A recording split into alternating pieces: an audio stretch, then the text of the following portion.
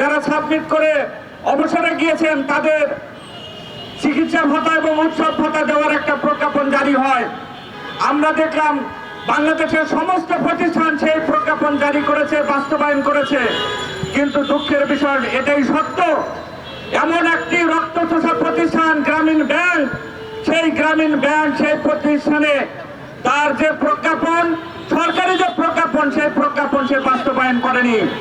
আমরা দেখলাম 4 সালে যখন সরকার প্রজ্ঞাপন জারি করলো, 6 সালে ডক্টর মোহাম্মদ ইউনূস এই যে মানুষগুলো এখানে আমাদের সামনে দাঁড়িয়ে আছে, আপনাদের সামনে দাঁড়িয়ে আছে, যারা তাদেরই রক্তে ঘামে পানি করে যে প্রতিষ্ঠান গড়ে উঠেছে গ্রামীণ ব্যাংক, সেই গ্রামীণ ব্যাংক শান্তিতে নোবেল পুরস্কার পেয়েছে।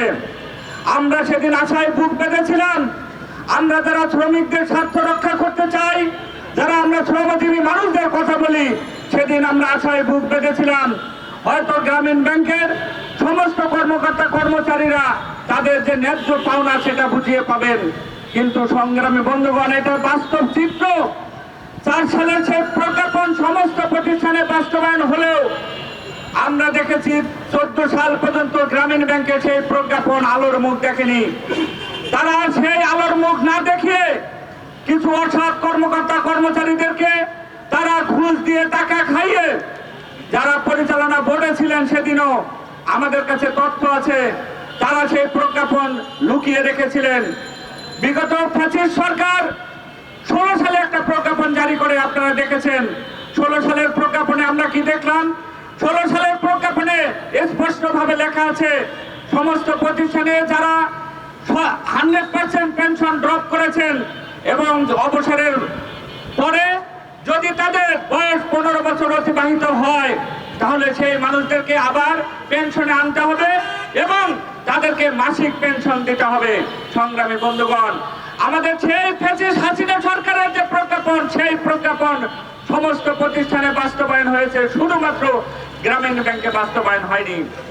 আমরা দেখলাম 24-এর অভ্যুত্থানে যখন আমাদের দেশে 1500 মানুষ জীবন দিল, 25,000 মানুষের পঙ্গুত্ব বরণের মধ্যে দিয়ে ফ্যাসিস্ট হাসিনার পতন হয়েছে।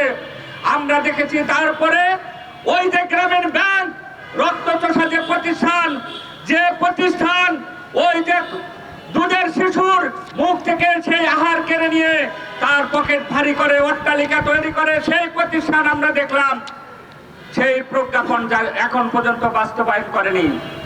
আমরা কি দেখলাম? সেই হাসিনা সরকারের পতনের পরে আজকে আমাদের দেশে যে ইউনূস সরকার ছিলেন, অন্তর্বর্তীকালীন সরকার, গ্রামীণ ব্যাংকের যে মালিক তিনি এসেছিলেন। আমরা আশায় বুক বেঁধেছিলাম, আমরা যারা শ্রমিক রাজনীতি করি, আমরা আশায় বুক বেঁধেছিলাম এই 17,000 মানুষ যারা অবসরে আছেন গ্রামীণ ব্যাংকের, তারা হয়তো তাদের দাবি বাস্তবায়ন করতে পারবেন। আমরা তাদের নিয়ে বিভিন্ন দপ্তরে, বিভিন্ন মহলে, বিভিন্ন রাজনৈতিক অফিসে, শ্রমিক সংগঠনের কাছে গিয়েছি। কিন্তু সংগ্রামী বন্ধুগণ, আমার পূর্ববর্তী বক্তারা বলেছেন সেদিন ওই ডক্টর ইউনূসের যে অত্যাচার, যে জুলুম, তার ভয়ে কোনো সংগঠন কথা বলেনি, কোনো পত্রিকা, মিডিয়া সেই কভারেজ দেয়নি। আমরা আজকে নতুন সরকার পেয়েছি, আমাদের একটা ভোট হয়েছে, ভোটে কারচুপি হয়েছে সেটা আলাদা কথা, কিন্তু এটা ঠিক এই ভোটে যারা ক্ষমতায় এসেছেন, আজকে তারেক রহমান তার মা 4 সালে যে প্রজ্ঞাপন জারি করেছিলেন, সেই প্রজ্ঞাপন আমরা তার মাধ্যমে বাস্তবায়ন চাই। এটাই হচ্ছে আমাদের মূল কথা।